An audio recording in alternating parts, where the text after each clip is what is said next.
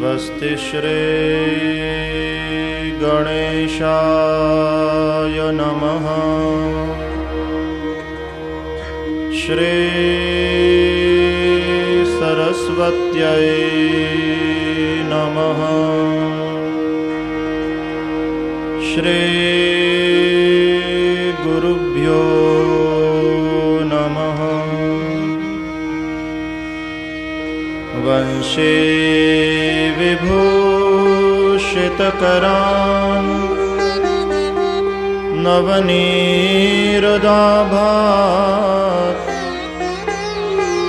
पीताम्बरात् अरुणबिम्बफलाधरोष्ठात् पूर्णेन्दुसुन्दरमुखात् अरविन्दनेत्रात् कृष्णात् परं किमपि तत्त्वमहं न जाने। कृष्णात्वदीयपदपङ्कजपञ्जरान्ते अद्यैव मे विशतु मानसराजहंस। प्राणप्रयाणसमये कफवातपित्तैः कण्ठावरोधनविधौ स्मरणं कुतस्ते। श्रीद्वारिकाधीश की जय। श्री बालकृष्णलाल की जय। सद्गुरुदेव की जय। ओम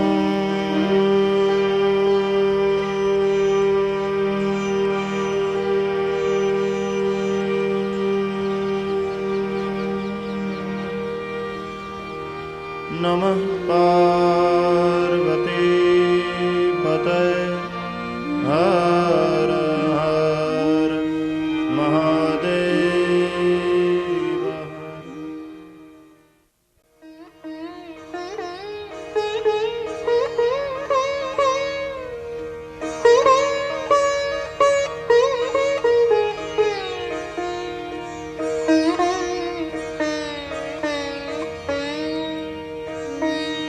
श्री शुक उवाच कामस्तु वासुदेवांशो दग्धः प्रागरुद्रमन्युना देहोपपत्तये भूयः तमेव प्रत्यपद्यत।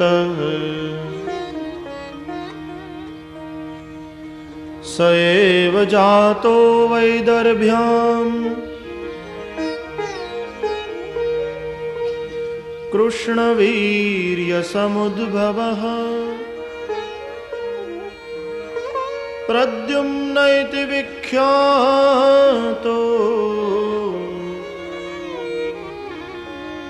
सर्वतो नवमः पितुः।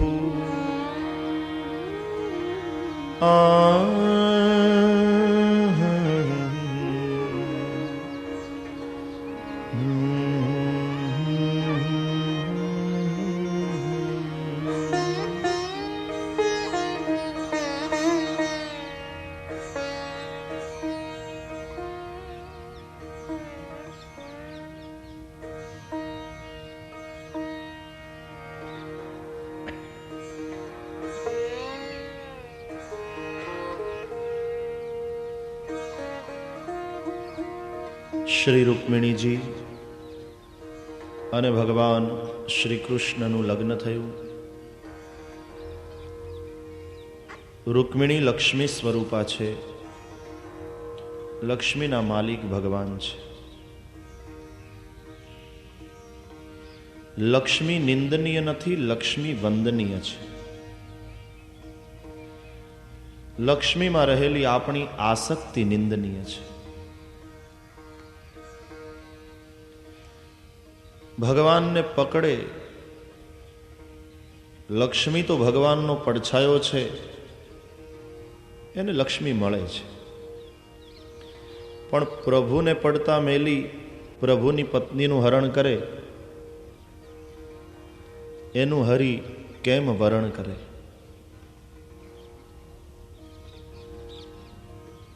આપણા ઋષિઓએ પણ લક્ષ્મી માગી છે. પૈસા વિના ચાલવાનું નથી. ગમે તેટલા ત્યાગના ભાષણ કરો, ત્યાગના ભાષણ જે લાઉડ સ્પીકરમાં કરો છો એ પૈસા વિના નથી આવતું.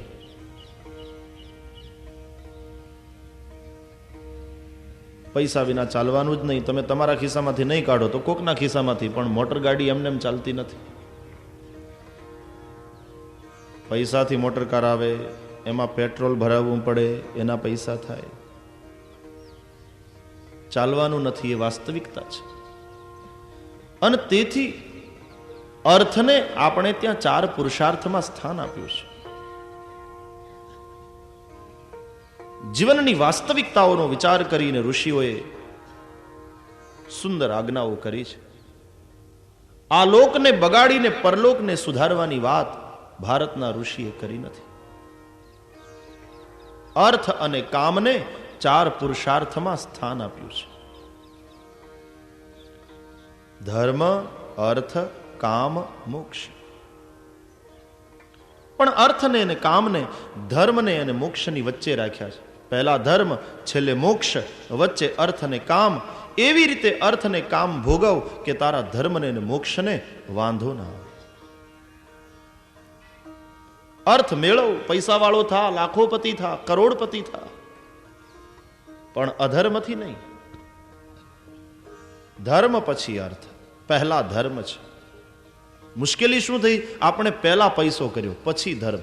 પૈસા વાળા થયા, હવે સત્યનારાયણની કથા કરાવો, હવે ભાગવત સપ્તાહ કરાવો, હવે મોટા મોટા મંદિરો બંધાવો. धारा उल्टी हो गई. पहले धर्म है. धर्म અને ધન એ બંનેની જરૂર છે. એક માણસ બીમાર પડ્યો, પછી ડોક્ટર પાસે ગયો. ડોક્ટરે એને તપાસી અને 2 દવા આપી, 2 બાટલીમાં. એક પીવાની હતી ને બીજી ચોપડવાની હતી. ડોક્ટર સાહેબે કહ્યું, આ દવાને દિવસમાં 3 વાર પીજો, આ દવા દિવસમાં 3 વાર માલિશ કરજો, ચોપડજો. એક સરખી બાટલી, એક સરખી દવા. તો ઘરે આવ્યા પછી પેલો દર્દી ભૂલી ગયો કે આમાં કઈ ચોપડવાની છે અને કઈ પીવાની છે. તો જે ચોપડવાની હતી એ એણે પીવાનું ચાલુ કર્યું, જે પીવાની હતી એણે ચોપડવાનું ચાલુ કર્યું. એનો રોગ જાય. ફોર એક્સટર્નલ યુઝ ઓનલી હોય એને પી જાય, જે પીવાની છે એને ચોપડે, એનો રોગ જાય. ધર્મ અને ધન એ બંને દવા છે. પણ ધર્મ એ પીવાની દવા છે, ધન એ ચોપડવાની દવા છે. એને બદલે આપણે ઉલટું કર્યું. આપણે ધન જે ચોપડવાની દવા હતી એને ઘોળીને પી ગયા, અને ધર્મ જે પીવાની દવા હતી એને આપણે ચોપડ્યો ટીલા ટપકામાં, મંદિરોમાં, મસ્જિદોમાં, માળામાં, પૂજાપાઠમાં. પીવાની દવા હતી એને ચોપડવાનું ચાલુ કર્યું. ધન જે ચોપડવાની દવા છે, જેને મારા તમારા બાહ્ય જીવન સાથે સંબંધ છે, એને હું તમે ઘોળીને પી ગયા. અને એટલી હદે ઘણા તો પૈસાને પી ગયા છે કે મને એમ લાગે કે જો નસ્તર મૂકો ને તો લોહી ન નીકળે, પૈસા નીકળે નસમાંથી. એટલા પૈસા ખૂનમાં વણાઈ ગયા. पैसो साधन जरूर છે, પણ पैसो साध्य નથી. इस बात का ख्याल करें. આજે સમાજ પૈસાને સાધન સમજવાને બદલે સાધ્ય સમજી બેઠો છે. એ જ સમાજની અનેક બીમારીઓનું મૂળ કારણ છે. सारी बीमारियां बस इसी बात से उत्पन्न हुई है. પૈસાને સાધન માનો, સાધ્ય નહીં. આજે લોકો પૈસાને સાધ્ય માની બેઠા. ભાઈ ભાઈને મારતા શરમાતો નથી. પહેલે ધર્મ હૈ, ફિર ધન, ફિર અર્થ. કામ, મોક્ષ. તું કામને ભોગવ, પ્રજાતંતુને છેદવો નહીં, આવી ઋષિઓની આજ્ઞા છે. પ્રજાતંતુને છેદવાનું નહીં. તું કામ ભોગવ, પણ તારા મોક્ષ અને મુની આંચ ના આવે. તું વાસનાને પકડે એનો વાંધો નહીં, વાસનાથી તું પકડાયો તો ગયો કામથી. તારો મોક્ષ. શું વાતો કરી છે ઋષિઓએ. કામને પણ વર્જ્ય નથી ગણ્યો, કામને પણ જીવનના એક અનિવાર્ય અંગ તરીકે સ્વીકાર્યો છે. 4 પુરુષાર્થ. पर मुझे कहने दो कि हमारे यहां कामदेव माना जाता है. हाँ, कामासुर એવું સાંભળ્યું નહીં? कामदेव. और आपको पता न होगा. પણ લગ્નના મંડપમાં બ્રાહ્મણો જે વેદઘોષ કરે છે એ મંત્રોમાં કામદેવની સ્તુતિના મંત્રો આવે છે. આપણે તો વરરાજો કેવો લાગે છે, કન્યા કેવી લાગે છે, વરરાજાએ કેટલાનો સૂટ પહેર્યો છે, કન્યાનો બાપ શું શું આપે છે, બસ એમાં જ રહીએ છીએ. લગ્નની વિધિમાં શું રહસ્ય છે એ જાણવાની ન તો લોકોને પડી છે, ન તો સમજાવવાની ગોરબાપાને પડી છે. એને દક્ષિણાથી કામ છે. ये दशा कर दी है हमने धर्म की. एक एक विधियों જે ઊંડું રહસ્ય છે, જિજ્ઞાસા નહીં હોતી.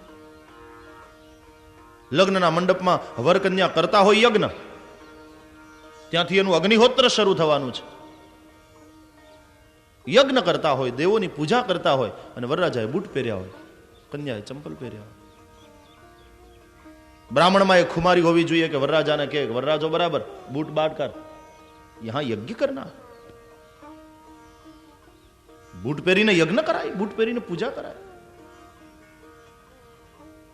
બ્રાહ્મણો શું નિર્માલ્ય થઈ ગયા. દુઃખ થાય છે જોઈને. है धर्म बना दिया है धंधा. हाँ, आजीविका ચોક્કસ ચાલે. मैं बार बार कहता हूं, બ્રાહ્મણને કોઈ મફત તેલ નથી આપતું. અને હું કહું 10 વર્ષ પહેલા 11 રૂપિયા દક્ષિણા આપતો હોય ને આજે 11 આપે દક્ષિણા, ને બ્રાહ્મણ લેવાની ના પાડે તો એ બ્રાહ્મણ લોભી નથી. તમને 17 રૂપિયા કિલો તેલ મળતું હોય તો બ્રાહ્મણ છે એટલા માટે એને કોઈ 12 રૂપિયા નથી આપતું. પણ પોતાના કાર્યને સંપૂર્ણ વફાદાર તો રહે. બ્રાહ્મણ તરીકેની તેજસ્વીતાને તો ટકાવી રાખે. વહેંચે, વેચે તો નહીં.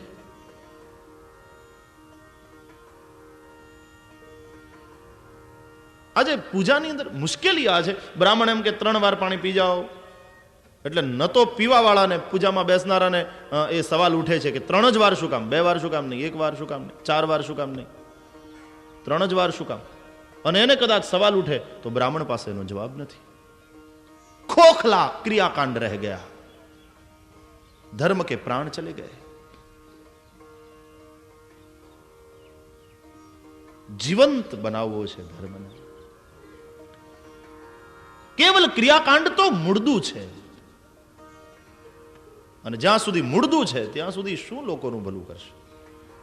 જીવંત હોવો જોઈએ, प्राण હોવા જોઈએ એમાં. मैं बार बार इसलिए कहता हूं, धर्म એ જીવનનો ઓક્સિજન છે, જીવનનો પ્રાણવાયુ છે. તેથી ઋષિઓએ કહ્યું છે ધર્મેણ હીના પશુભે સમાન. ધર્મ વગરનો માનવ એ પશુ છે. પણ આજે ધર્મ શબ્દને આપણે એવો વગોવી નાખ્યો છે. મેં તમને કહ્યું એમ સમાજનો બુદ્ધિમાન વર્ગ એ ધર્મથી આજે દૂર થતો જાય. કારણ કે धर्म बुरा नहीं है, हमने उसको मृत बना दिया. हमने धर्म का खून किया है और धार्मिक लोगों ने ही धर्म का खून किया है, धर्म की हत्या की. धर्म को जब खतरा है तब नास्तिकों से नहीं, आस्तिकों से ही है, धर्म के ठेकेदारों से ही है. खोखला बना दिया धर्म को, मुर्दा बना दिया, प्राण हर लिए धर्म के.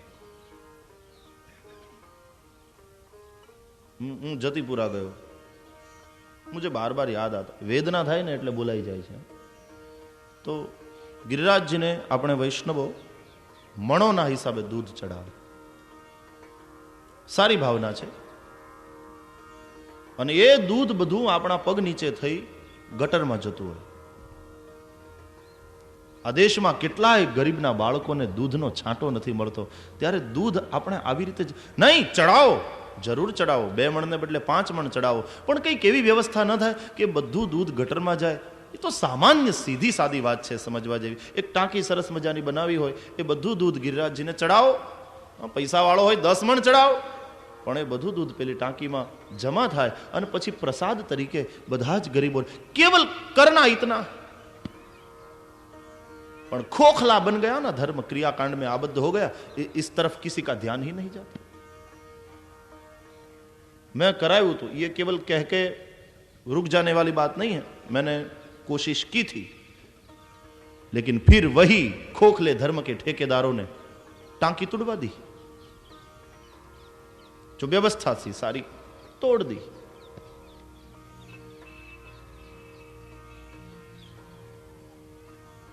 अब उसका क्या जाता होगा पता नहीं. न तो એને કાંઈ મળે છે, ન તો બીજા કોઈને મળે, બસ બહ જાતા હૈ દૂધ મણોના હિસાબે. ચડાવો ગિરિરાજજીને, ભાવના પૂરી કરો, જરૂર ચડાવો, ઉત્સવ મનાવો. ઉત્સવ પ્રિયા ખલુ મનુષ્યા, મનોરથો કરો, પણ બગાડ તો નહીં કરો. તમે બહુ શ્રીમંત હો, દીકરાના કે દીકરીના ધામધૂમથી લગ્ન કરો, 150ની થાળી જમાડો, વાંધો નહીં, પણ એમાં બગાડ તો ન કરો. ખાવાનો અધિકાર છે, બગાડવાનો આપણને અધિકાર. ધરતી હમારી है क्या? बरखा हमने बरसाई क्या? बीज से अंकुर हमने पैदा किया क्या? ખાવાનો અધિકાર છે, બગાડવાનો કોઈને અધિકાર નથી. જમતી વખતે જૂઠું છોડે પાપ કરે છે. જમતી વખતે થાળીમાં જૂઠું છોડીએ ત્યારે આ વિશ્વના એક માણસને ભૂખ્યો રાખવાનું હું તમે પાપ કરીએ છીએ. જોઈતું લો. આવા બધા નિયમોનું પાલન કરશો ને, જવા દો તમે મંદિરે દરરોજ નહીં જાઓ ચાલશે, પણ જીવનમાં આવા નિયમોનું પાલન કરશો તોય તમે ખરા અર્થમાં ધર્મને ઓક્સિજન માની અને એને શ્વસો છો એમ કહેવાશે. ભલે તમે ટીલું નહીં કર્યું હોય, ભલે તમે ગળામાં માળા નહીં પહેરી હોય, ભલે તમે મંદિરે નહીં જતા હો, लेकिन फिर भी धर्म को तुम सही अर्थ में समझे हो. धर्मने प्राणवायु बनावी તમે શ્વસો. सांस में होना चाहिए धर्म. तो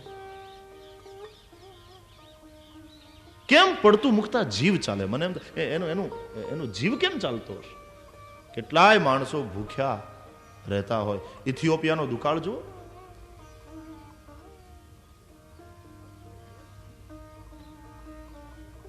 અન્નને દેવ કહીએ છીએ, હા, અને પાછું એને એઠું છોડીને ગટરમાં જવા દઈએ.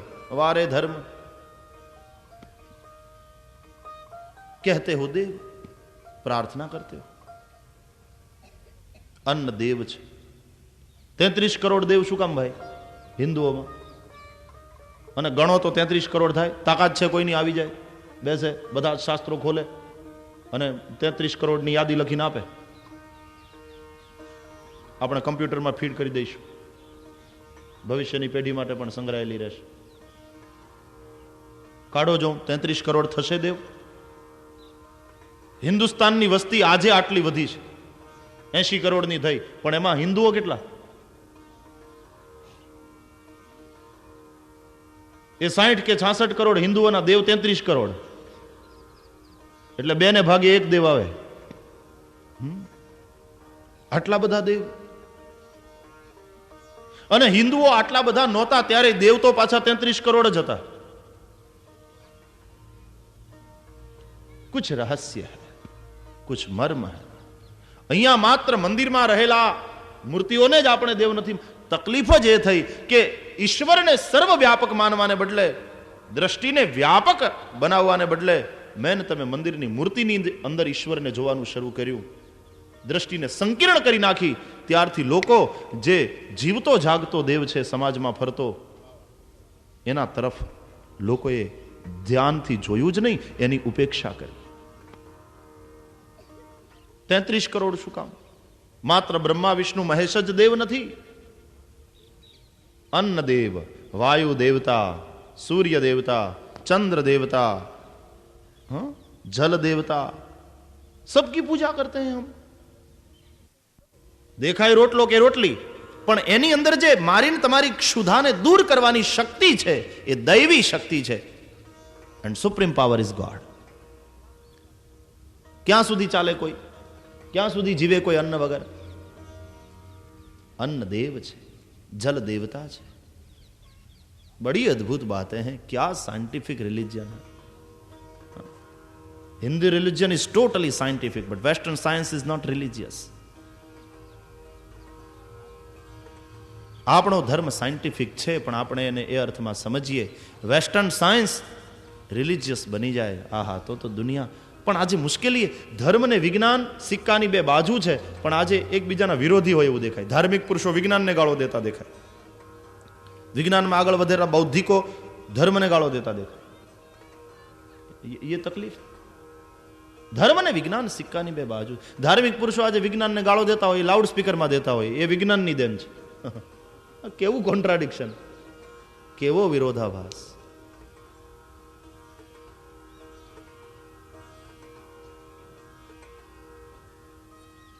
અન્ન દેવતા, જલ દેવતા, વાયુ દેવતા, સૂર્ય દેવતા.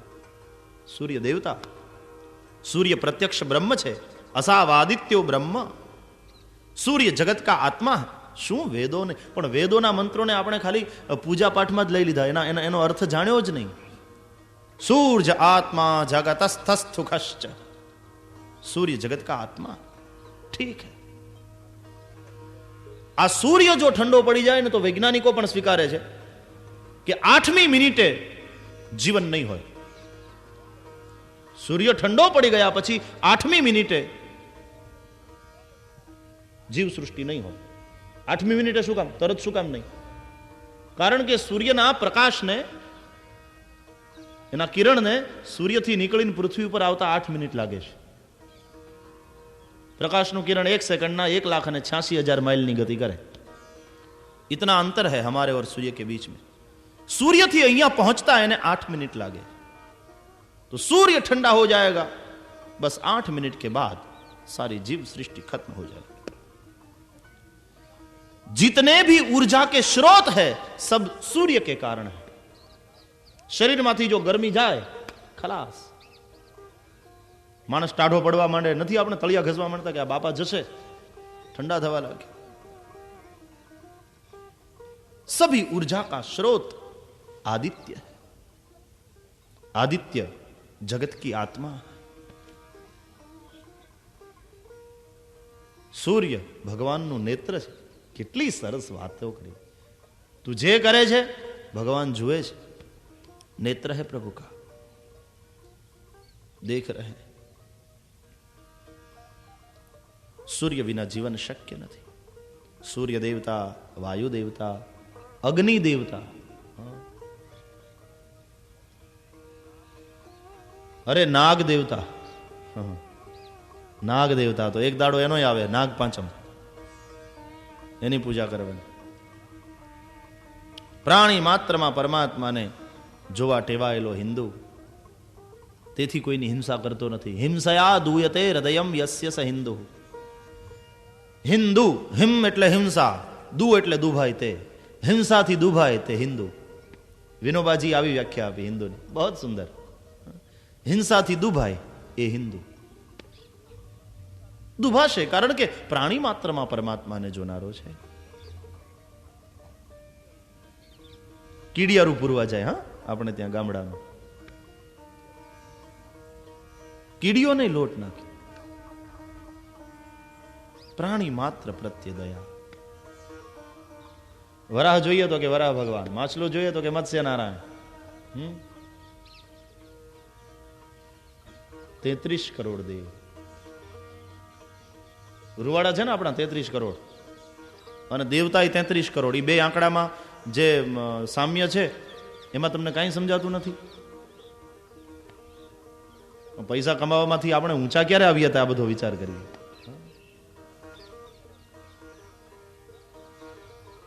33 તારા રૂમાડા છે એટલા દેવ છે.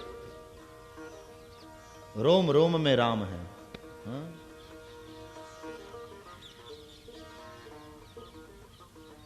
જીવન દૈવી બનવું જોઈએ.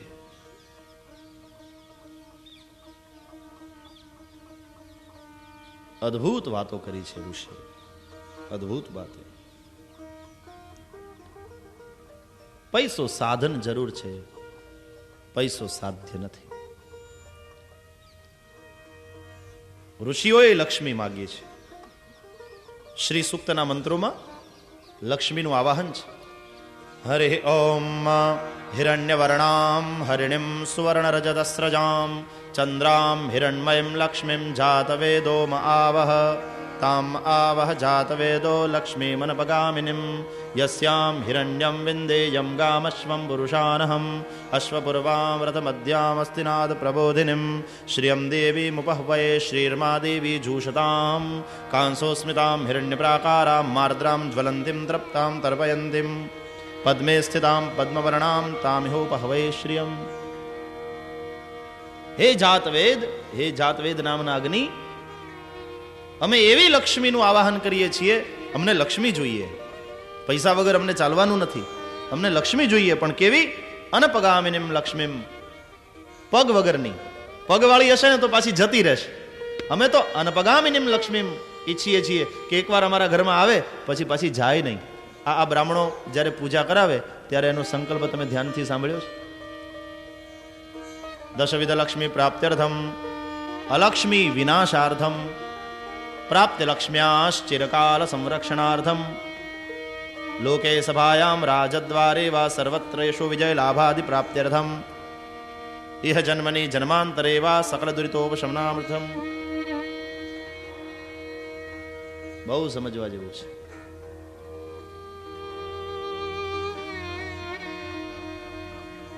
પ્રશ્ન જાગવા જોઈએ. આજે કાં તો પ્રશ્ન જાગતા નથી ને છોકરાઓમાં કદાચ પ્રશ્નો જાગે તો આપણે એને ખીજાઈને અટકાવી દઈએ. ચોપ, ગોર બાપા કેમ કરવાનું? એટલે એને પૂછવા તો દો કે ગોર બાપાએ 3 વાર પાણી પીવાનું કીધું, તે શું કામ 3 વાર? 2 વાર શું કામ નહીં? 4 વાર શું કામ? પણ છોકરાઓ પૂછે તો સાવ નાસ્તિક પાક્યો છે અમારે. પૂજામાં બેસે તોય પૂછપૂછ કરે, ગોર બાપા કેમ કરવાનું? અગર પ્રશ્ન ન જાગે તો તમારો છોકરો બીમાર છે, જાગે તો એ તંદુરસ્ત છે. પ્રશ્ન જાગવા જોઈએ. જો કુછ કરો સમજ કે કરો, સમજદારી પૂર્વક કરો. સમજીને કરશો તો ભાવ જાગશે અને તો શ્રદ્ધા. હા, શ્રદ્ધા વિના ધર્મ નહીં. नहीं तो फिर वही खोखले क्रियाकांड रह जाएंगे, वही मुर्दा रह जाएगा. સમજ કર. ભણેલો ગણેલો છોકરો, બાપાએ પરણાવ્યો, ગ્રેજ્યુએટ થયેલા. બાપાએ પરણાવ્યો પછી સત્યનારાયણની પૂજા રાખી, વરઘોડિયાને બેસાડ્યા પૂજામાં. ગોર બાપા આવ્યા, બધું ગોઠવ્યું, પછી પૂજા શરૂ થઈ. તો એમાં ગોર બાપા ગણપતિ ભૂલી ગયેલા. तो गणपति ने बदले सोपारी मूक्यो. ठीक है, शास्त्र मान्य बात है, मूर्ति तो अधिष्ठान है ना, सोपारी में गणपति नो ये थाय भाव अने पूजा थई शके. तो गौर बापाए सोपारी मूक्યું અને પછી પૂજા શરૂ કરાવી. ચાલો, આરંભે નિર્વિઘ્નતા સિદ્ધ્યર્થમ ગણપતિમ પ્રપૂજયેત. ચાલો ભાઈ, ગણપતિની પૂજા કરો. હાથમાં કંકુ ફૂલ ચોખા લો, ગણપતિનું ધ્યાન કરો. શ્વેતાંગમ શ્વેત વસ્ત્રમ શતકુસુમગણૈ. શરૂ કરાવ્યું. તો પેલા છોકરાએ વચ્ચેથી ગોર બાપાને અટકાવ્યા. ગોર દાદા, ગણપતિ ક્યાં છે? ગોર બાપા કે આ જે છે ને, સોપારી બતાવ્યું, નાગરવેલના પાનમાં મેં મૂક્યા જ ને, એ ગણપતિ બાપા છે.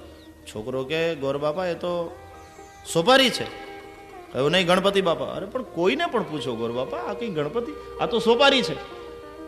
તો ગોર બાપા કે સોપારીને ગણપતિ માનો. અરે કહ્યું, સોપારીને ગણપતિ કઈ રીતે મનાય? એ તો ખાવાની ચીજ છે. એને વ્યવસ્થિત રીતે સમજાવવું જોઈએ કે ભાઈ શું કામ મૂર્તિ છે, મૂર્તિ પૂજા શા માટે, પણ બીજું કઈ આવડે નહીં, બસ માનો. ત્યાંના બાપા આવ્યા, તું તો અમારે એવો નાસ્તિક પાક્યો છે. અરે બ્રહ્મ વાક્યમ જનાર્દનમ, બ્રાહ્મણ બોલે એટલે બ્રહ્મ બોલ્યા, ભગવાન બોલ્યા. દલીલ ના હોય માની લે. કહ્યું પણ બાપુજી આ સોપારી છે અને ગણપતિ. ચોપ, ખબરદાર, ભગવાનનો અપરાધ થાય. ગોર બાપા જેમ કે એમ કર. પેલો મૂંગો થઈ ગયો. સારું, સોપારીને ગણપતિ માનો. કહ્યું બાપા માન્યા. પૂજા શરૂ કરાવી. પછી વસ્ત્ર ઉપવસ્ત્ર આપવાનું હતું ગણપતિને, તો નાડા છડી કાઢી ગોર બાપાએ. વસ્ત્રોપવસ્ત્રમ સમર્પયામિ, આ ચડાવી દો. પેલો છોકરો કે આ ક્યાં વસ્ત્ર ઉપવસ્ત્ર છે, આ તો નાડા છડી છે. નાડા છડીને વસ્ત્ર ઉપવસ્ત્ર માનો. આ પહેલો દોરો છે ને ધોતિયું માનો, બીજા દોરાને ખેસ માનો. ચડાવો. પછી વરુણ પૂજન આવ્યું તો એમાં 5 રત્ન નાખવાના. કનકમ કુલિશમ નીલમ પદ્મરાગમ ચમૌક્તિકમ એતાની પંચરત્નાની કલશે પ્રક્ષિપામ્યહમ. આ પંચરત્ન પધરાવો. છોકરો કે ગોર બાપા આમાં કનક ને કુલિશ ને નીલ ને પદ્મરાગ ને આમાં ચોખા છે, એને પંચરત્ન માનો. માનો માનો માનો થતું રહ્યું. 3 કલાક સુધી છોકરો માનતો રહ્યો. પૂજા પૂરી થઈ. પછી ગોર બાપા કે હવે તમારી ભાવના શક્તિ અનુસાર દક્ષિણા ધરી દો. તો આવે જ ને છેલ્લે તો. હા, એમાં કઈ ખોટું નથી. ષોડશોપચાર પૂજામાં આવે છે દક્ષિણા. અને દક્ષિણા વગર તમારું હાલવાનું નહીં, ગોર બાપાનું હાલવાનું નહીં, એ તો જોશે જ. એ વાસ્તવિકતા છે. હવે તમારી ભાવના અનુસાર, તમારી શક્તિ અનુસાર દક્ષિણા મૂકી દો. છોકરાએ સિગારેટનું ખોખું કાઢ્યું. એમાં ઓલું ચાંદીનું પેલું કાગળ આવતું ને એ કાઢ્યું.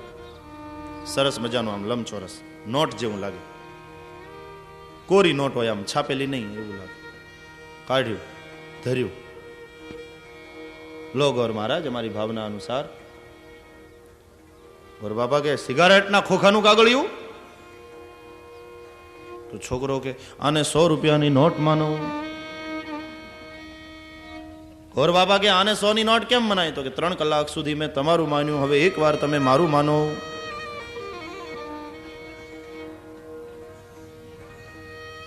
એને નાસ્તિક કહેવાનો કોઈ અધિકાર નથી. એની પાસે પ્રશ્નો છે, એના જવાબ મારીને તમારી પાસે હોવા જોઈએ. આજનો ભણેલો ગણેલો યુવાન માની લેવા તૈયાર નથી. એ આસ્તિક છે, પણ એની આસ્તિકતા સમજદારી પૂર્વકની આસ્તિકતા હોય એવું એ ઈચ્છે છે. और यही समाज के स्वास्थ्य के लिए अच्छी बात है, आवश्यक है.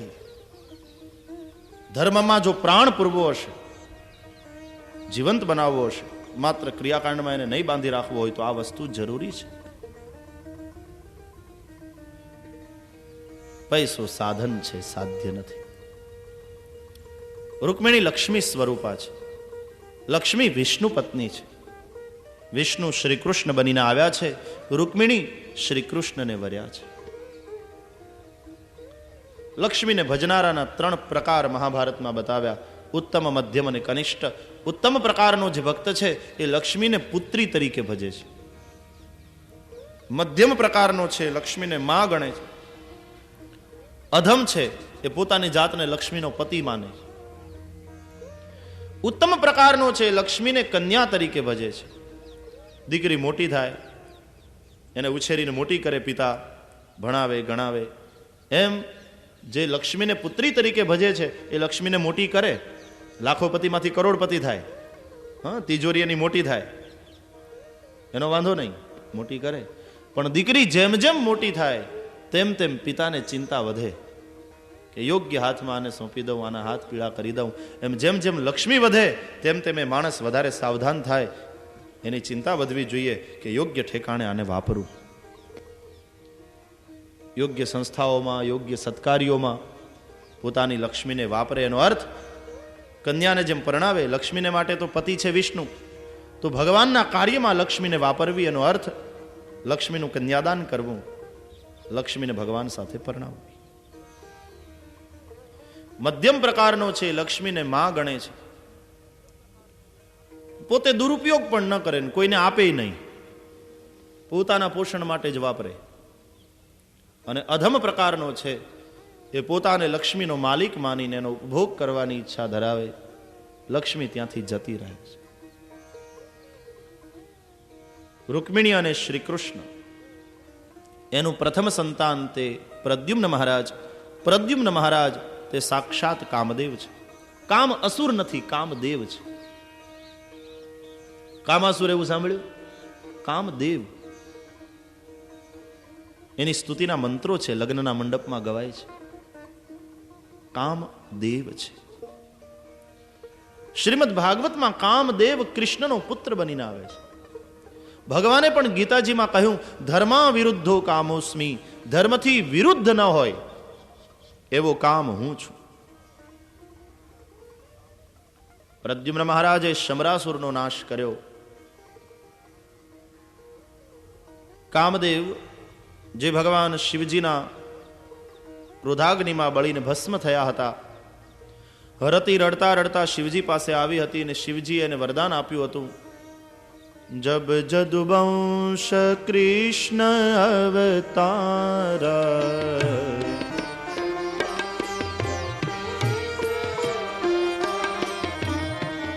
હોઈ હરન મહામહી ભારા,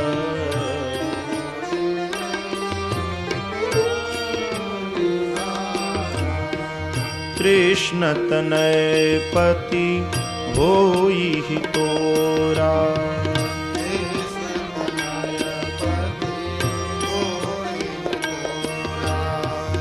વચન અન્યથા હોઈ ન મોરા.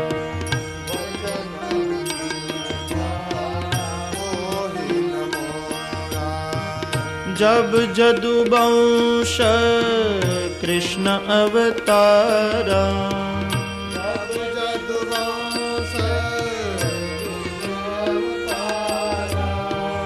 હોઈ હરન મહામહી ભારા,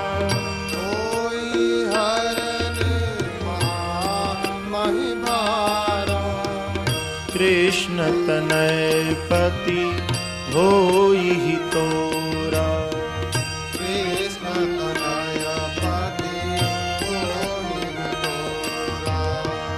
વચન અન્યથા હોઈ ન મોરા.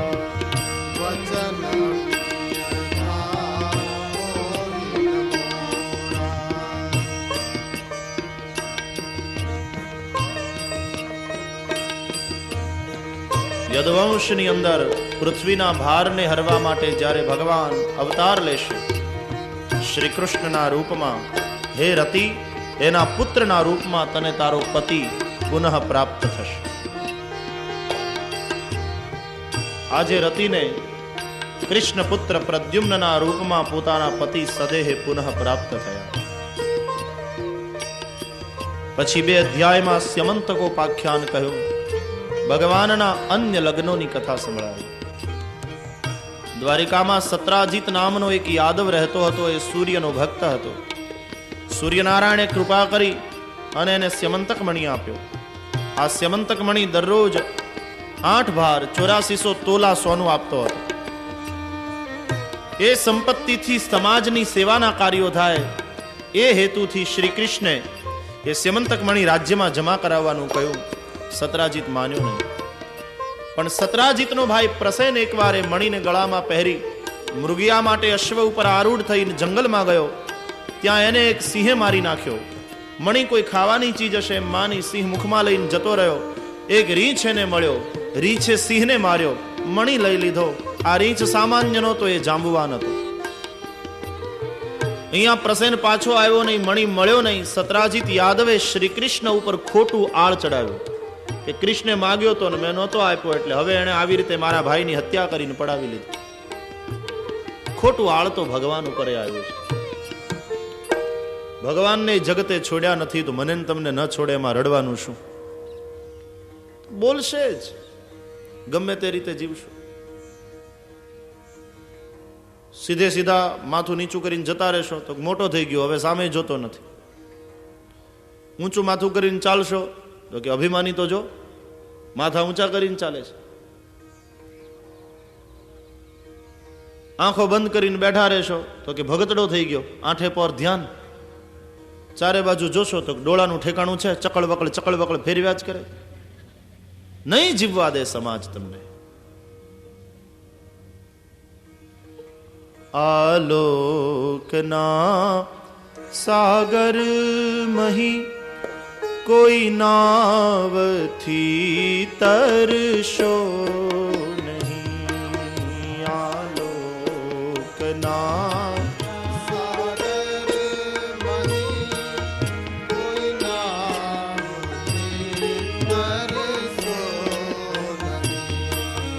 દુનિયા તણા દોરંગના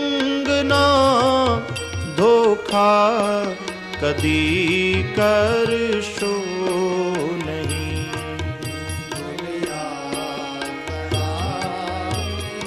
દુનિયા તો દોરંગી છે, હવે એનો ધોખોય શું? આજે સ્તુતિ કરતો હોય ને કાલે ગાળો દેતો, એમાં ધોખો શું કરવાનો? દોરંગી હે દુનિયા તો. જગતને રાજી કરવાની કોશિશ ન કરીએ, જગદીશ રાજી થાય એવી કોશિશ કરીએ. જગદીશ રાજી તો જગત રાજી જ છે. હાથીના પગલામાં બધાયના પગ સમાઈ જાય. ઈશ્વર રાજી તો સૌ રાજી.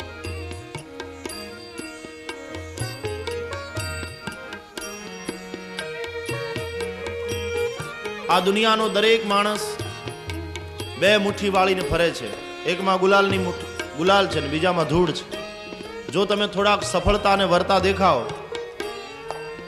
તો સફળતાની ગાડીમાં સૌ ચડી બેસે ને તમારી માથે ગુલાલ ઉડાડે. પણ જો થોડાક નિષ્ફળ જતા દેખાઓ તો એનો એ માણસ તમારા ઉપર ધૂળ ઉછાળતા પણ જરાય વિચાર કરતો નથી. દોરંગી હે દુનિયા. સમાજ તમને સારા માને તેથી તમારે સારા તમારી જાતને માની લેવાની જરૂર નથી, અને સમાજ તમને બુરા કે તેથી તમે બુરા છો એમ માની લેવાની જરૂર નથી. ખુદની જાતને જોવા માટે કોઈ બહારના દર્પણની જરૂર જ નથી. अपने आप से पूछो मैं क्या हूं, मैं कौन हूं, मैं कैसा हूं. अपने मन के दर्पण में देखो. मन का दर्पण कभी झूठ न बोलेगा. कैसे हैं हम पता चल जाएगा. સીતાને ઘોર જંગલમાં અમે પુત્રો જણાવ્યા છે. શું સમાજે વિતાડી છે રામ અને કૃષ્ણ ઉપર પણ. કૃષ્ણને ભીલના બાણે અમે પોતે હણાવ્યા છે. સીતાને ઘોર જંગલમાં અમે પુત્રો જણાવ્યા છે, અને કૃષ્ણને ભીલના બાણે અમે પોતે હણાવ્યા છે. કલમ ધ્રુજે કથા લખતા અમારી પાપ પોથીની. કલમ ધ્રુજે કથા લખતા અમારી પાપ પોથીની. મહાત્મા સંત ગાંધીને અમે પોતે હણાવ્યા છે. અહિંસાનું ખૂન કરી નાખ્યું.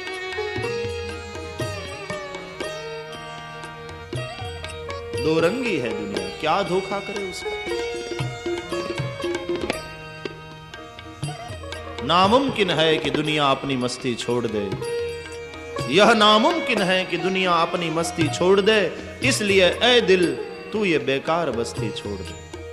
ऐ दिल तू ये बेकार बस्ती छोड़ दे. આળ આવ્યું ખોટું કૃષ્ણ ઉપર. જો મૌન રહેતો તો સ્વીકાર કર્યો કહેવાય. મૌનમ સ્વીકૃતિ લક્ષણમ. પછી કૃષ્ણ શોધવા ગયા થોડા યાદવોને લઈને. જંગલમાં એક જગ્યાએ પ્રસેનને અને ઘોડાને મરેલા જોયા. ત્યાં મણી હતો નહીં, પણ સિંહના પગલા હતા એટલે એની નિશાની આગળ ચાલ્યા. થોડે દૂર એક સિંહ મરેલો હતો. ત્યાં મણી હતો નહીં, પણ રીંછના પગલા હતા એટલે વળી રીંછના પગલાની નિશાની આગળ ચાલ્યા. એક ગુફામાં પગલા જતા હતા. ભગવાન યાદવોને બહાર ઊભા રાખી અંદર ગયા તો એ જાંબુવાન ની પુત્રી જાંબુવતીના હાથમાં મણી હતો. એ જોઈને કૃષ્ણ રાજી થયા અને જ્યાં મણી લેવા જાય જાંબુવતીએ મુઠ્ઠી વાળી. ભગવાને એનો હાથ પકડ્યો, ચીસાચીસ કરવા લાગ્યા. જાંબુવતી સાંભળી બધી સ્ત્રીઓ આવી. એ કોઈ પુરુષને આ પ્રમાણે હુમલો કરતો જોઈ ચીસાચીસ કરવા લાગી. સાંભળીને જાંબુવાન આવ્યો. જાંબુવાન અને ભગવાનની વચ્ચે ભયંકર યુદ્ધ થયું. ઘણા બધા દિવસના યુદ્ધ પછી ભગવાને એક મુષ્ટિ પ્રહાર એવો કર્યો જાંબુવાનના માથે, બસ એના કંઈક સ્પેર પાર્ટ સરખા ગોઠવાઈ ગયા હશે. સમજી ગયો કે આ ભગવાન છે. રામાવતારમાં મેં આપને મદદ કરી હતી આપના સૈન્યમાં રહીને, અને આજ પ્રભુ આપની સામે લડ્યો આપને ન જાણતા. બોલો આ જાંબુવાન કેટલો ઉંમરવાળો હશે. એ સત્યયુગમાં હતો, કારણ કે વામનની એણે 7 પ્રદક્ષિણા કરી. ત્રેતાયુગમાં છે રામના સૈન્યમાં, અને પાછો કૃષ્ણ સાથે લડે છે, એટલે દ્વાપરમાં સદા વિજયને વરનારાને ક્યારેક ક્યારેક અભિમાન આવી જાય તો જીવનમાં પરાજય પણ આવશ્યક છે. આજે ભગવાન દ્વારા પરાજિત થયો. જાંબુવાને ક્ષમા માગી. ભગવાને કહ્યું, જાંબુવાન, આ મણી માટે ખોટું આળ આવ્યું છે મારા માથે, માટે મણી લેવા આવ્યો છું. જાંબુવાને કહ્યું, મણી તો લઈ જાઓ, પણ મણી મારી પુત્રીના હાથમાં હતો ને તમે મારી પુત્રીનો હાથ પકડ્યો, એનો અર્થ શું થાય? તમે પાણી ગ્રહણ કરી લીધું, તો હવે પુત્રી પણ લઈ જાઓ. ભગવાને કહ્યું, પત્રમ પુષ્પમ ફલમ તોયમ યો મેં ભક્ત્યા પ્રયચ્છતિ. ठीक है, तुम भाव से दे ही रहे हो तो हम ले लेते हैं. और मणि का भी स्वीकार किया. जाम्बुवान की पुत्री जाम्बुवती का भी स्वीकार किया. आए द्वारिका में और जाम्बुवती के साथ विधि पूर्वक विवाह किया. પછી તો મણીએ પાછો કંઈક ઉપદ્રવ મચાવ્યો છે. 2 અધ્યાયમાં સ્યમંતક ઉપાખ્યાનમાં એ કથા છે. સતરાજીત યાદવને બધા ગાળો દેવા લાગ્યા. ખોટું આળ ભગવાન ઉપર ચડાવ્યું હતું ને. સતરાજીતને પછી દ્વારકાની બજારમાંથી નીકળવું ભારે પડ્યું. અંતે વિચાર કર્યો, હવે લોકોના તિરસ્કારથી કઈ રીતે બચવું. એને વિચાર આવ્યો, મારી પુત્રી સત્યભામાને કૃષ્ણ સાથે પરણાવી કૃષ્ણનો સસરો થઈ જાઉં તો પછી કોઈ ગાળો ના આપે, કે આ તો ભગવાનના સસરા કહેવાય. અને સતરાજીતે જઈ અને ભગવાનને વાત કરી કે મારી આવી આવી ઈચ્છા છે. તો ભગવાન જુઓ, હા, કૃષ્ણ કેવા યુવાન છે, ક્રાંતિકારી. ભગવાને પૂછ્યું કે તમારી ઈચ્છાની વાત તો બરાબર, પણ તમારી પુત્રીને પૂછ્યું છે? એની ઈચ્છા ના હોય તો મારે લગ્ન કરવા નથી. અરે કહ્યું, એ તો તમારા નામની માળા ફેરવે છે. તો ભગવાને સ્વીકાર કર્યો. 3જું લગ્ન સત્યભામા સાથે થયું. અને એમાં કથા મહત્વની છે, કહું છું. લગ્નની અંદર દાયજામાં પેલો સ્યમંતક મણી સતરાજીત યાદવે કૃષ્ણને આપ્યો. પેલા કૃષ્ણ માગવા આવ્યા તો નહોતો આપ્યો, ખોટું આળે ચડાવ્યું હતું એના માટે. અને હવે એ જ મણી સતરાજીત યાદવે દાયજામાં આપી દીધો. અને કૃષ્ણની ખુમારી જુઓ, મણી ઉઠાવ્યો, પાછો સસરાજીને આપ્યો. ये आप रख लीजिए. કંકુ અને કન્યા ખપે, બીજું કઈ ન ખપે. એ મણી દ્વારા મળતા સોનાથી હું અંજાઈ ગયો છું, અને તે દી મેં મણી માગ્યો તો એવું ન માનશો. તે દાડે પણ મેં તમને સ્પષ્ટ કહ્યું હતું કે મણીને રાજ્યમાં જમા કરાવો.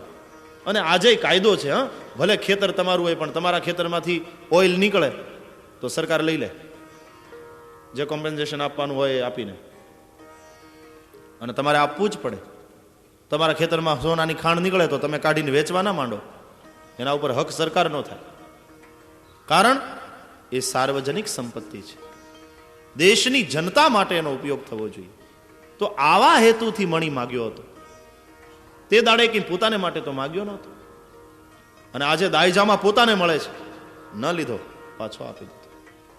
હકીકતમાં તો તમને ખ્યાલ છે, લગ્નના મંડપમાં પિતા કન્યાદાન કરે ત્યારે વરે સ્વસ્તિ કહેવાનું હોય છે.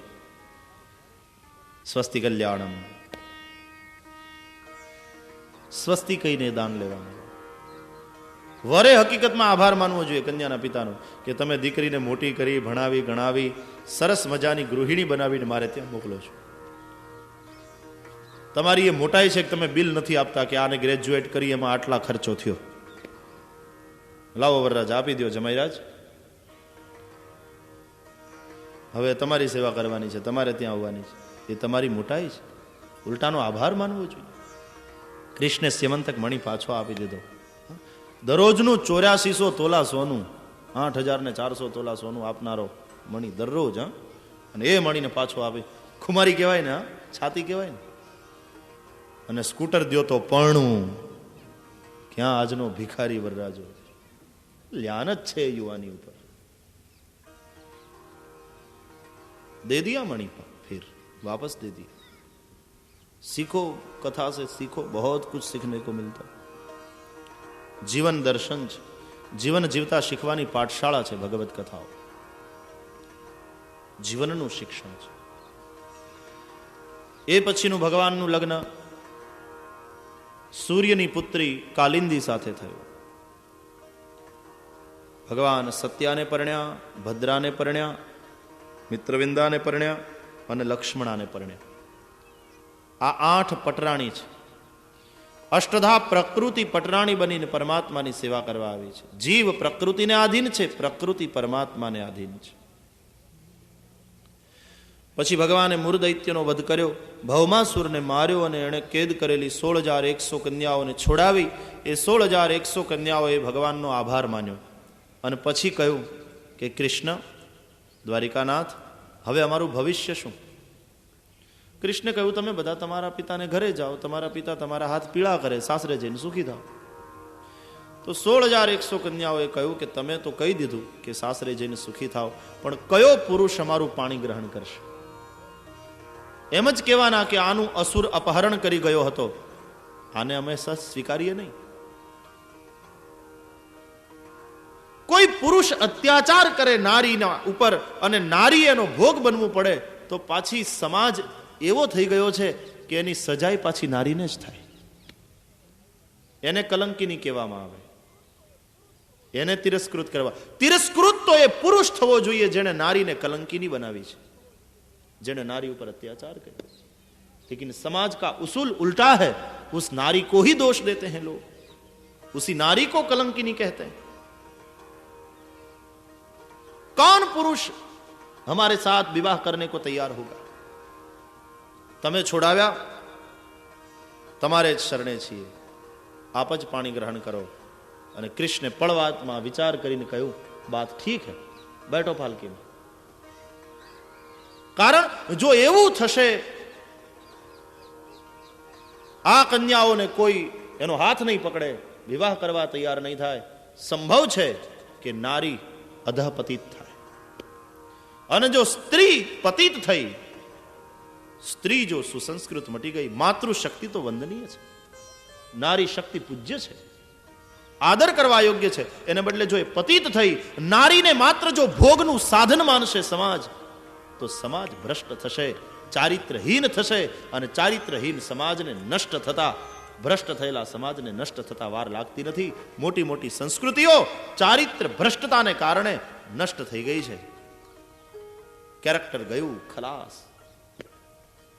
इसलिए कृष्ण ने स्वीकार किया कि मारे ત્યાં દ્વારકાનો ખજાનો છે, આનું ભરણ પોષણ કરવાનું મને ભારે પડવાનું નથી, અને આનો કોઈ હાથ નહીં પકડી શકે, અને એનું પોતાનું ભરણ પોષણ કરવાનું એને ભારે પડશે.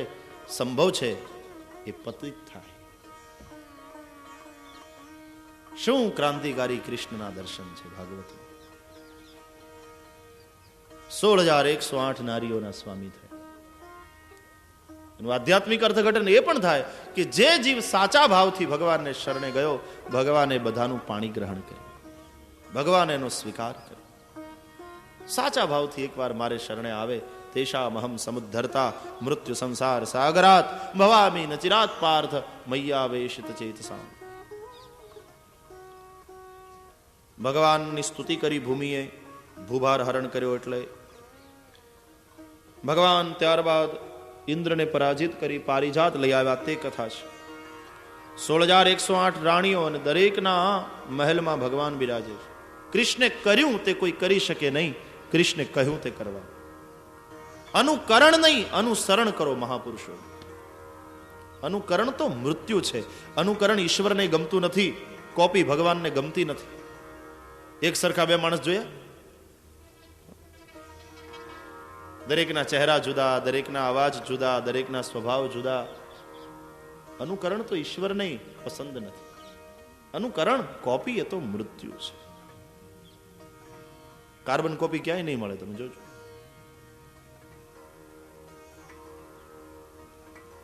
દરેક વ્યક્તિ યુનિક છે. હા,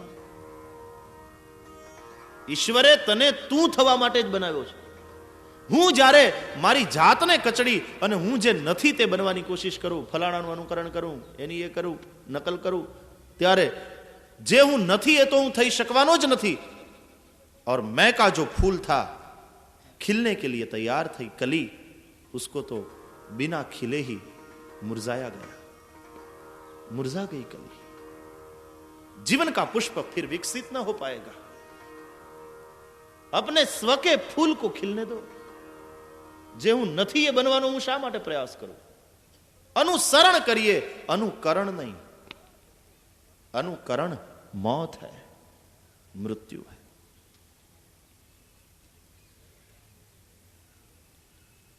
દરેક રાણીઓના ઘરમાં કૃષ્ણ બિરાજે છે. એકવાર રૂકમિણીને એમ થયું કે મારા ઘરમાં જ બિરાજે છે, હું બધા કરતા શ્રેષ્ઠ છું.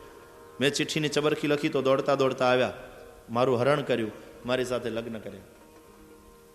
ભગવાન સમજી ગયા કે આને અભિમાન આવ્યું. ભગવાને પ્રણય કલહ વડે રૂકમિણીના અભિમાનને દૂર કર્યું.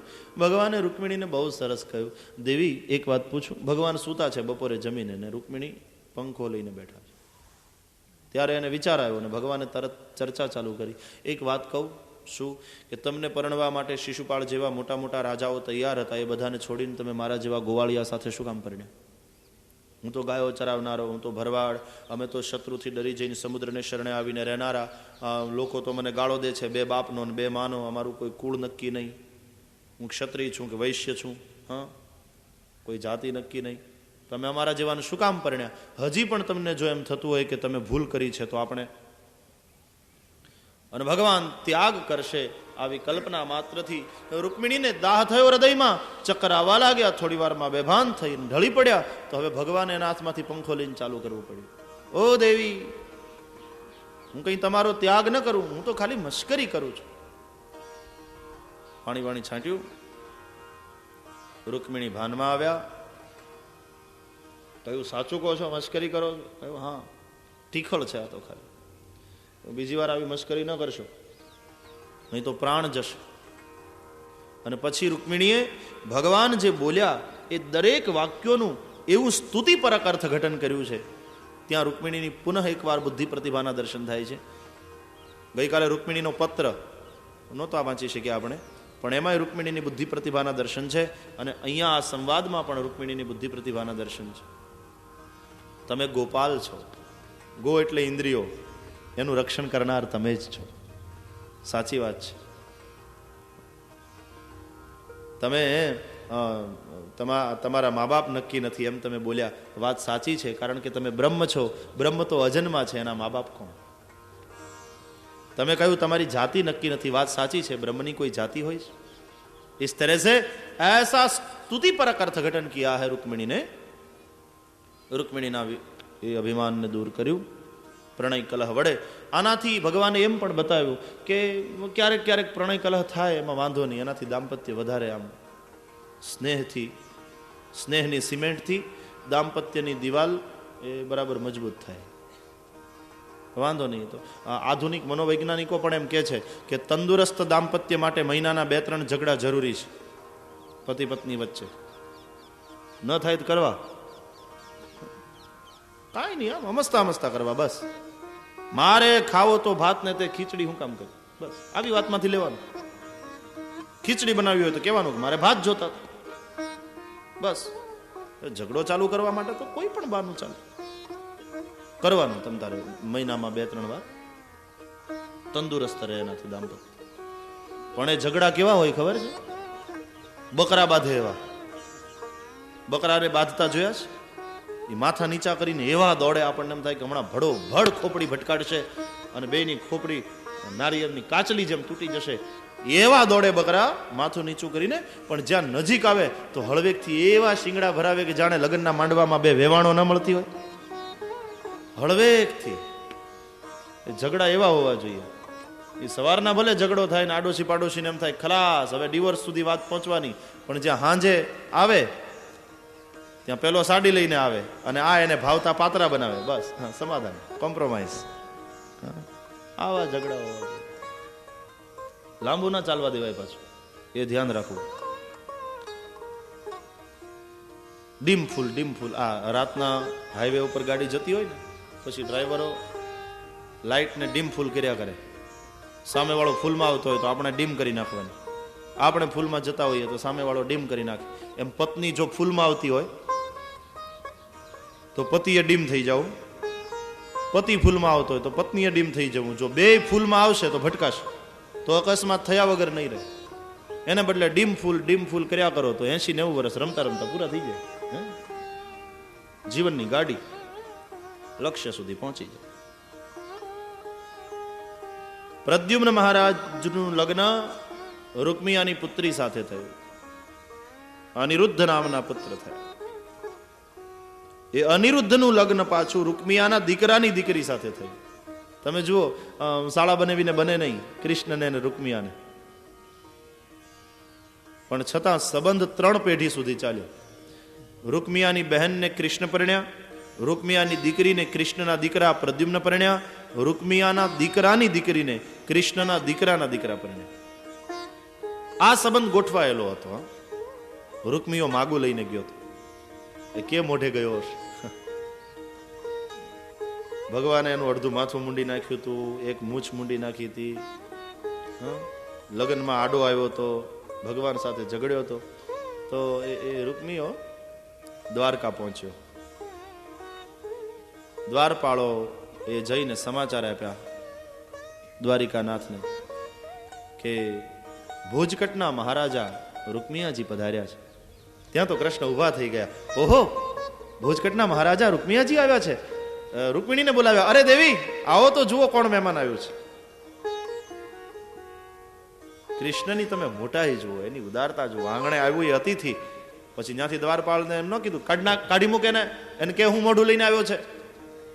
નહીં, પત્નીને કેવું લાગે? ગમે એમ તો એનો ભાઈ છે. મોટી ઉંમરે વહુ તમારું ધ્યાન રાખે એમ જો તમે ઈચ્છતા હો, મોટી ઉંમર વાળાઓને કહું છું કે મોટી ઉંમરે પછી તમારે જે ખાવું હોય એ તમને વહુ બનાવી દે, જરાય મોઢું મચકોડ્યા વગર, અને વહુ તમારે માટે મરી પડે, તમારું બહુ ધ્યાન રાખે, બહુ સેવા કરે, એવું જો તમે મોટી ઉંમરમાં ઈચ્છતા હોય તો વહુ સાંભળે એમ વહુના બાપાના વખાણ કરજો. પછી જુઓ તમે કેવા સચવાવ છો. શીખજો વાલા, એક એક વસ્તુ શીખવા જેવી છે.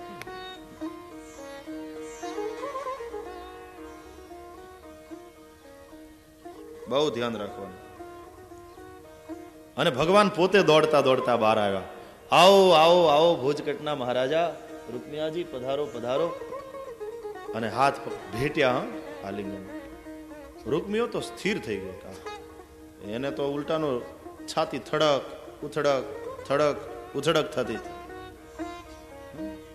શું થશે શું થશે? પણ એને બદલે આવું સ્વાગત થયું. રૂકમિયો સંકોચ સાથે અંદર જાય. બેને દુખણા લીધા ભાઈના, બેઠા, જમાડ્યા, સ્વાગત કર્યું. પછી પૂછ્યું, કહો રૂકમિયાજી કે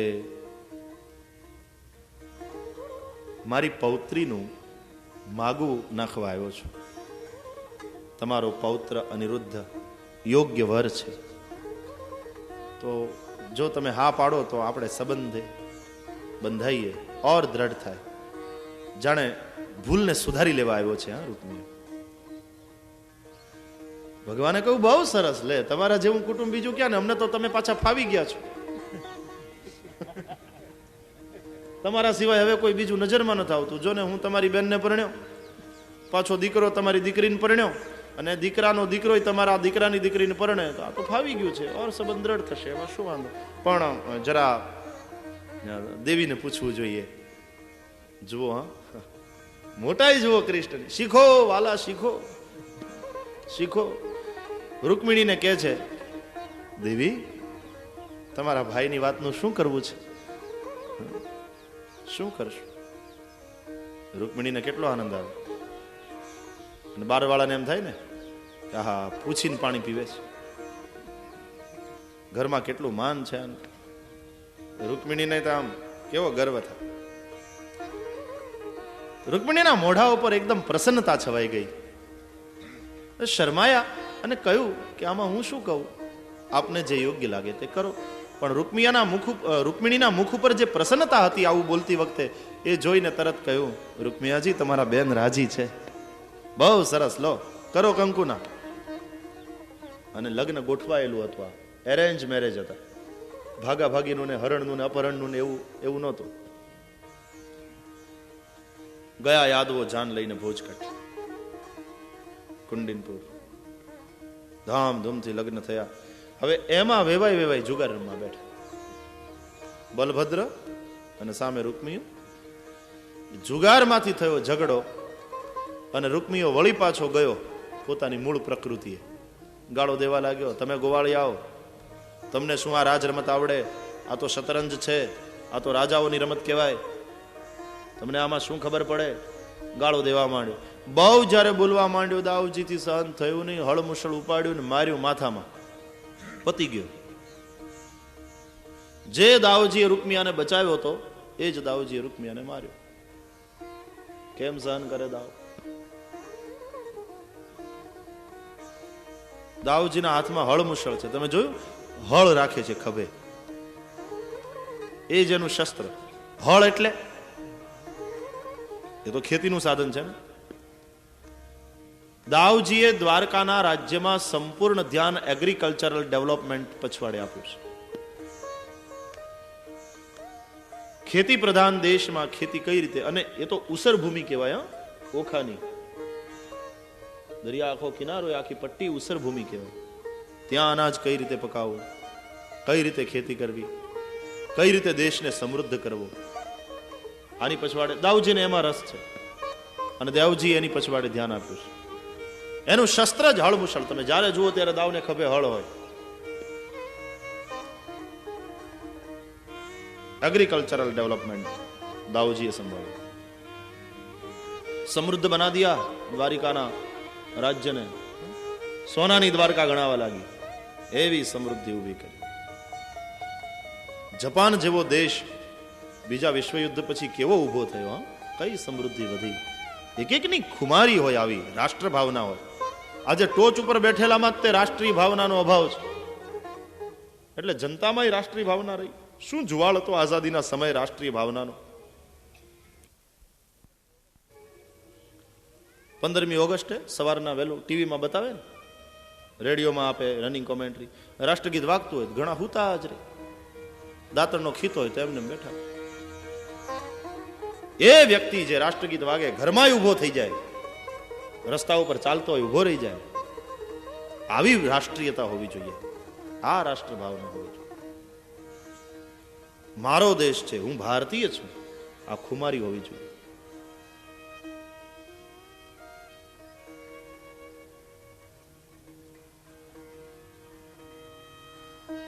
રૂકમિયાને માર્યો દાઉજી. શ્રી કૃષ્ણ સારું કે નરસું કઈ બોલ્યા જ નહીં.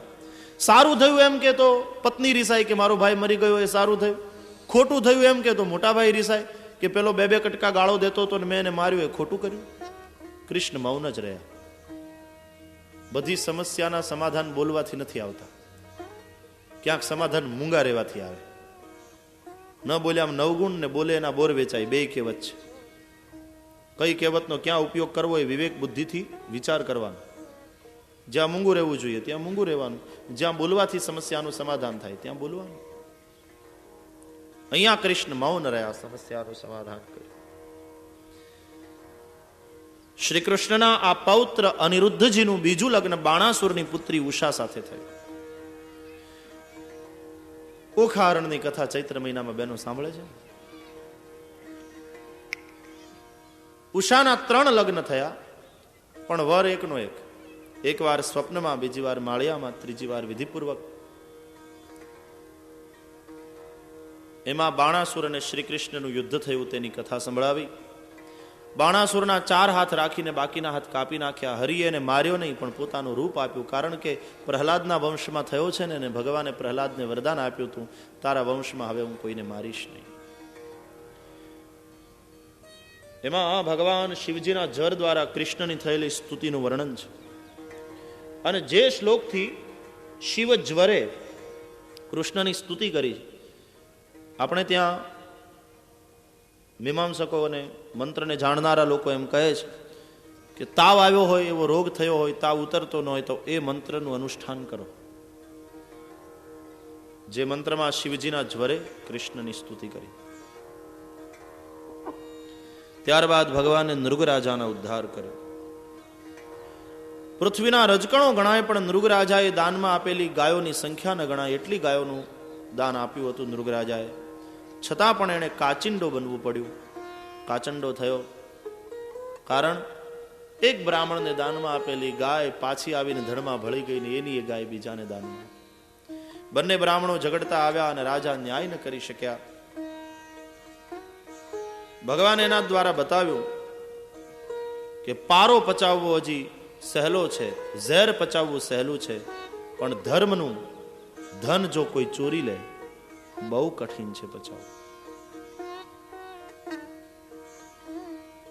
ઘણા ધર્મના ધનને ચોરે છે. પૈસા ભેગા કર્યા હોય સારા કામ માટે ને એમાંથી થોડાક પોતાના ખિસ્સામાં નાખી દે. બહુ ભયંકર છે એ વાત. દાઉજી મહારાજે વિચાર કર્યો, કૃષ્ણ તો દ્વારિકાના રાજા થયા પછી હવે સમય કાઢી શકે એમ નથી, પણ મારે ગોકુળ જવું જોઈએ, માતા પિતાની ખબર લેવી જોઈએ. નહીં તો નંદજીને યશોદાજીને થશે કે છોકરાઓ તો મોટા થયા અને અમને ભૂલી ગયા. તો દાઉજી ગોકુલ આવ્યા. નંદ યશોદા અને સૌ ગોપીજનો રાજી થયા. દાઉજી ત્યાં 6 મહિના રોકાણા. અને એમાં એવી કથા છે કે એકવાર યમુનાજીને જળક્રીડા માટે બોલાવ્યા. યમુનાજી ના આવ્યા તો દાઉજી હળમુશળથી યમુનાજીને ખેંચ્યા. યમુનાજી વંકાયા. એ શું બતાવે? દાઉજીની આગળ ગોવાળિયાઓ બધા બેઠા છે. દાઉજી પૂછે છે, હવે તો દ્વારકાના રાજા થયા, સમૃદ્ધિ વાળા છે, પૈસા વાળા છે. ગોવાળિયાઓને પૂછે છે કે હજી આ આજીવિકા કઈ રીતે ચાલે છે? હજી માલધારીનું જ કરો છો? हाँ बस दाऊ जैसा पहले था वैसा ही है. दाऊजी के गांव में कई डेवलपमेंट થયું નથી કે બસ जैसा है वैसा है. કયું કેવલ માલધારી જ ન બનો, ખેતી પણ કરો. દાઉજીને એમાં રસ છે ને, ખેતી કરો. અહીંયાની ભૂમિ તો ફળદ્રુપ છે, અમારે તો ત્યાં ઉસર ભૂમિ છે આનર્તમાં, છતાં પણ અમે આજે એને હરિયાળી બનાવી દીધી. તમારે તો અહીંયા ફળદ્રુપ જમીન છે, ખેતી ક્यों નહીં કરતા? દાઉજી આવડવું જોઈએ ને. કહ્યું હું શીખવાડું? તો પાણીનો પ્રોબ્લેમ છે, યમુનાજી બહુ દૂર વહે છે. તો દાઉજીએ યમુનાને ખેંચ્યા. એનો અર્થ હળમુશળથી યમુનાને જ્યારે ખેંચે તો એનો ચીલો પડે ને, અને પાણી એની અંદર વહેતું વહેતું આવે. એ ઇરિગેશન છે. સિંચાઈ યોજના દાઉજીએ શરૂ કરાવી, ઇરિગેશન, અને ભૂમિને હરિયાળી બનાવડાવી. પોતાના ગામના લોકો સમૃદ્ધ થાય એવા પ્રયાસો કર્યા. આ ચરોતરમાંથી બહાર ગયા હોય ધન કમાવા પરદેશ, અને બહુ પૈસા કમાયા હોય ત્યાં, પછી સામાન્ય રીતે આપણને આપણી જન્મભૂમિ યાદ આવે ને, તો અહીંયા સ્કૂલ બનાવીએ, કોલેજો બનાવીએ. પોતાના ગામના વિકાસ માટે આપણે કાર્યો કરીએ જ ને, કરવા જ જોઈએ. જન્મભૂમિ છે, એનું ઋણ છે આપણા. દાઉજીને એસા કિયા. ત્યારબાદ ભગવાને પૌંડ્રક રાજનો વધ કર્યો, કાશીરાજનો વધ કર્યો. સ્વપ્રયુક્ત અભિચારાગ્નિથી સુદક્ષિણનો વિનાશ થયો તે કથા સંભળાવી. સુદર્શનથી વારાણસી દહન કર્યું. રૈવત નામના પર્વતમાં એક દ્વિવિધ નામનો વાનર રહેતો હતો, બહુ લોકોને હેરાન કરતો હતો. એના વધની કથા કહી. દાઉજી એને માર્યો. કૃષ્ણના એક પુત્રનું નામ છે સાંબ, જે જાંબુવતીથી થયો છે. એણે દુર્યોધનની પુત્રી લક્ષ્મણાનું સ્વયંવરમાંથી અપહરણ કર્યું, પણ દુર્યોધને એને પકડી લીધો અને કેદ કર્યો. દાઉજીને ખબર પડી. યાદવોનું સૈન્ય લઈ હસ્તિનાપુર ગયા. દુર્યોધને દાઉજીનું સ્વાગત કર્યું. દાઉજીએ કહ્યું કે તું અમારા પુત્રને છોડી દે. દુર્યોધને કહ્યું તમે આવ્યા છો ને માફી માંગો છો તો છોડી દઉં છું. દાઉજીએ કહ્યું માફી કોણ માગે છે? આ કઈ રિક્વેસ્ટ નથી, ઇટ્સ એન ઓર્ડર. છોડી દે. અમે યાદવો વળી હાથ જોડીએ? અમારા દીકરાને છોડી દે એટલું જ નહીં, અમારા દીકરાને તારી દીકરી ગમી ગઈ છે એટલે રંગે ચંગે દીકરી પરણાવવી પડશે. શું? અને દુર્યોધન ખીજાયો કે તમે યાદવો તમારી જાતને સમજો છો શું? દુર્યોધન પાછો આમ દાઉજીનો શિષ્ય થાય. દુર્યોધનને ગદા યુદ્ધ દાઉજીએ શીખવાડ્યું છે, અને દાઉજીની સામે થયો.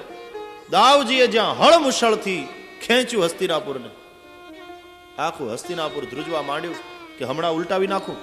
દાઉજી તો શેષ છે. બધા ગભરાયા.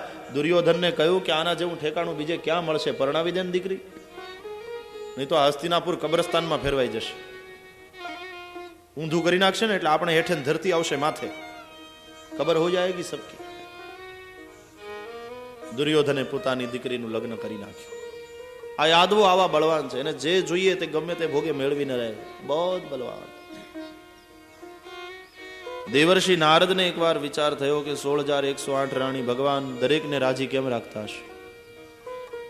ઝઘડા નહીં થતા હોય. નારદજી સવારના પોરમાંથી નીકળ્યા, દરેક ઘરે ફર્યા. ક્યાંક ભગવાન પૂજામાં બેઠા હતા, કોઈક જગ્યાએ ભગવાન બ્રાહ્મણોને દાન આપતા હતા, કોઈક જગ્યાએ ભગવાન સત્સંગમાં બેઠા છે, ઋષિઓ પાસેથી મજાની વાર્તાઓ સાંભળે, કોઈ જગ્યાએ પત્નીની પાસે બેસી અને ઘરના વ્યવહારની અને વ્યાવહારિક કાર્યોની ચર્ચા કરે છે, કોઈ ઠેકાણે બાળકોને બેસાડી એની સાથે રમે છે અને મજાની વાર્તાઓ સંભળાવે છે, કોઈ જગ્યાએ પોતાની પત્નીને ઘરકામમાં મદદ કરે છે. હા, આવું જોયું. કરવી એમાં શું? એ રોટલી કરે ને આપણે શાક સુધારી દેવું. ગ્રહસ્થાશ્રમની ગાડી તો બંને સાથે ખેંચવાની હોય. હાવ બેઠા બેઠા હુકમ જ ન કર્યા કરવા, પાણી લાવજો, ચા મૂકજો, કોક દી આપણે હાથે કરી લેવા. અને ખરેખર ધમાલ હોય, મોડું થયું હોય, એ બિચારી ફટાફટ રસોઈમાં દોડાદોડી કરતી હોય, પગમાં પડ્યા હોય એમ આ ઘરમાંથી ઓલા ઘરમાં, ઓલા ઘરમાંથી આ ઘરમાં ફરતી જોઈ, અને એમાં શાક સુધારવા બેસે ફટાફટ. અને જો એટલું બોલો ને કે લાવ શાક હું સુધારી દઉં, પછી જોજો કેવી મજા આવે. આમ રાજી રાજી રાજી રાજી થઈ. શાક સુધારવા જેવી નહીં તો સામાન્ય વાત છે. શીખો શીખો, શીખવા જેવું છે. પાઠશાળા છે જીવન જીવવાની.